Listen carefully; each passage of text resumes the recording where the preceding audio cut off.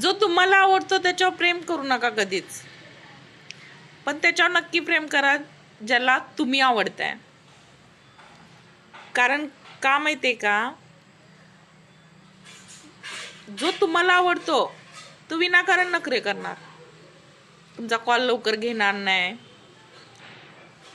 म्हणजे त्याचे नखरे वेगळेच असतात, जगा वेगळे सांगून तुम्हाला माहीतच असेल. पण ज्याला तुम्ही आवडता तो 24 तास तुमच्यासाठी अवेलेबल असेल. कधी पण अर्ध्या रात्री फोन करा, तो फोन उचलणारच तुमचा. बघा, तुम्ही